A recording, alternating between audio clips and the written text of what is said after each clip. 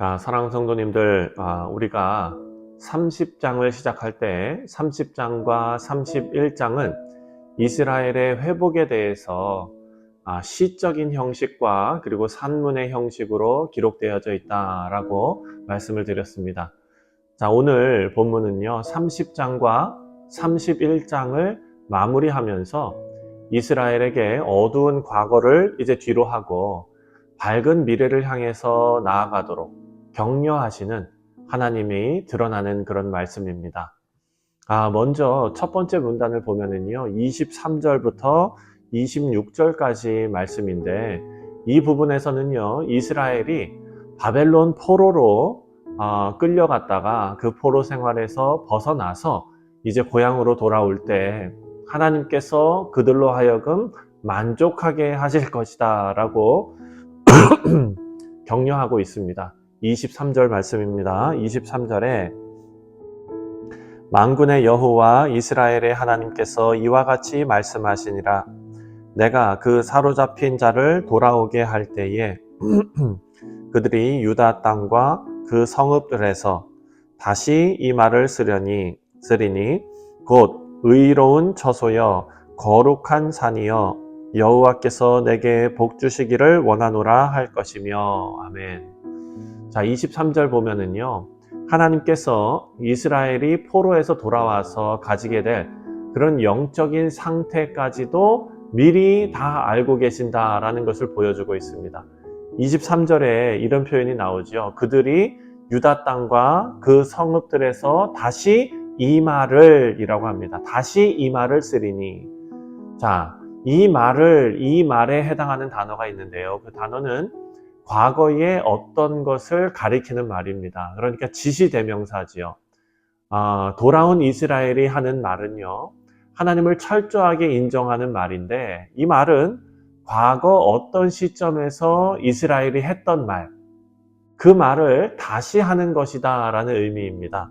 포로 귀환 후에 이스라엘의 신앙이 과거 하나님과 동행했을 때, 그들이 하나님과 함께 했을 때 그런 했던 신앙의 모습을 회복한 모습이라는 의미입니다. 자, 이스라엘에게 없던 것이 생긴 것이 아닙니다. 과거 그 하나님의 말씀을 청종했던 그 모습이 바벨론 포로 과정을 통해서 회복된 것입니다.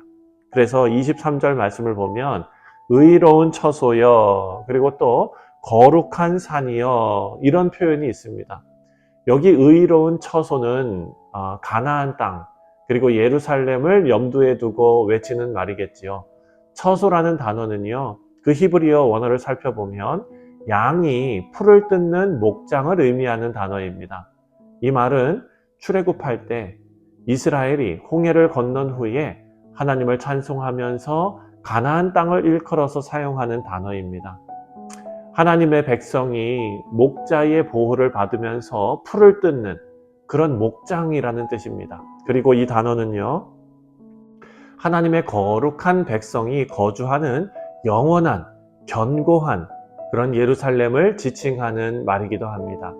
자, 사랑하는 성도님들, 하나님께서 약속하신 가나안 땅의 특징은요, 하나님의 임재입니다. 그 땅에는 하나님이 함께 계신다라는 것이 그 땅의 특징입니다. 우리 인생도 하나님의 임재 여부에 따라서 우리의 삶의 목표와 그리고 우리의 삶이 하나님께서 우리를 향해 가지고 계신 그 계획이 이루어지는데, 그것은 우리의 삶이 목자의 보호를 받으면서 안전하게 풀을 뜯는 목장, 가나안이 될 수 있었고, 그리고 목자의 보호가 없는 포로 생활과 같은 인생도 될 수도 있다는 것입니다. 하나님의 임재 여부에 따라서 우리의 인생이 180도 달라지는 것입니다. 자, 예수 그리스도를 통한 성령 하나님의 임재가 우리의 삶을 특별하게 만들어주고 있습니다. 하나님의 임재를 의로운 처소라고 표현하는 이유는요, 그것이 인격적으로 그리고 윤리적으로 도덕적으로 부정한 것으로부터 의로운 처소가 된다라는 의미보다도 더 중요한 것은요, 그것이 하나님께서 택하신 우리 모두에게 어울리는 곳이라는 것입니다. 마땅히 거주해야 할 곳이다 라는 의미입니다. 자, 두 번째는요, 두 번째 문단은 27절부터 30절까지인데요. 이 말씀에서는 역사를 주관하시는 하나님께서 회복된 이스라엘을 어떻게 다스리실 것인가, 그 통치 원리를 선포하는 부분입니다. 자, 포로 생활을 하면서 징계를 받는 유다 백성들에게는요, 이상한 믿음이 있었습니다. 어떤 마음이냐면요, 그들은 자신이 지금 포로 생활을 하면서 징계를 받는 것이 자신들의 선조들이 지은 죄를 자신들이 대신 징계를 받고 있다라고 생각을 했습니다. 이상한 생각입니다. 30절입니다. 30절에 신 포도를 먹는 자마다 그의 이가 신 것 같이 누구나 자기의 죄악으로 말미암아 죽으리라.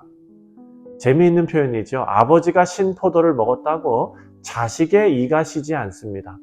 아버지가 신 포도를 먹으면 아버지의 이가 신 것입니다. 마찬가지로 죄에 대한 하나님의 선포는 죄의 책임은 각자가 지는 것이라는 그런 말씀입니다. 30절에 나오는 대로 자기의 죄악으로 말미암아 라는 말이 나오는데요. 이 말은 인간의 죄를 지칭하는 많은 단어 중에 하나입니다. 특별한 의미를 가지고 있는데 바로 심령 깊숙이 자리 잡고 있는 죄성을 의미하는 말입니다. 사람이 죽음에 이르는 것이 바로 이런 죄 때문입니다. 우리에게 나타나는 외형적인 죄악된 행동들, 그런 나쁜 그런 모습들, 그런 행실들, 이런 모든 것이 다 30절에 나오는 죄의 원인으로부터 나타나는 현상들, 결과들이라는 것입니다. 자, 우리 사랑하는 성도님들, 우리 모두는요, 우리 모두의 삶과 행실에 대해서 다른 사람과 상관없이 하나님 앞에 홀로 서게 될 것입니다. 신앙이 훌륭한 부모를 가진 사람이라고 특별하지 않습니다. 각자 자기 자신 스스로 하나님 앞에 바로 서기 위해서 힘쓰고 노력해야 한다는 것입니다. 이것은 누가 대신할 수 없는 일입니다. 여러분, 신포도를 먹으면 자신의 이가 신 것과 마찬가지로 반대로 나에게 선택권이 없이 주어진 내가 자라온 환경, 그리고 과거에 다른 사람으로부터 받은 그런 나쁜 영향, 악한 영향에 대해서도 우리는 낙심할 필요가 없습니다. 하나님 앞에 스스로 그리고 혼자 서게 된다는 것은 어찌 보면 은혜입니다. 31절부터 34절까지는 새로운 언약을 포함하는 부분이 나옵니다. 자, 새로운 언약. 이 새로운 언약은요, 과거의 언약과 구별되는 특성이 있습니다. 바로 기록된 판입니다. 과거에는요, 시내산에서 하나님께서 하나님의 율법을 새겨주실 때 돌판에 하나님의 법을 기록해서 주셨습니다. 하지만 새로운 언약은요, 그것을 기록하는 판이 다릅니다. 돌판이 아니라 바로 언약 백성들을 개개인의 마음판에 하나님의 법이 기록되는 것입니다. 이것은 언약의 내재화라고 말합니다.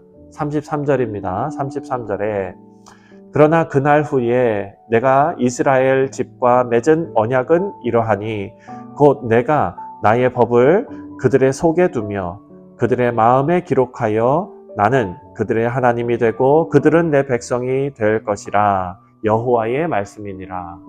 자, 언약을 우리 마음에 새기는 것을 언약의 내재화라고 말하는데, 그 언약의 내재화를 통해서 33절에 나오는 대로 너희는 내 백성이 되고 나는 너희 하나님이 된다라는 것입니다. 자, 우리 사랑하는 성도님들, 말씀을 맺습니다. 새로운 언약을 통해서 우리는 하나님의 말씀을 우리 마음에 받았습니다. 하나님께서 우리 마음을 통해 말씀하시고 기록된 하나님의 말씀이 우리 마음 속에서 역사하십니다. 하나님의 부르심과 감동을 따라서 거룩하게 살아가는 우리 모두가 되기를 바랍니다. 그래서 하나님의 말씀에 민감하게 반응하고 깨닫고 결단하는 그런 지혜로운 우리 뉴욕 성실장로교회 모든 성도님들 되시기를 주님의 이름으로 축원드립니다. 기도하겠습니다.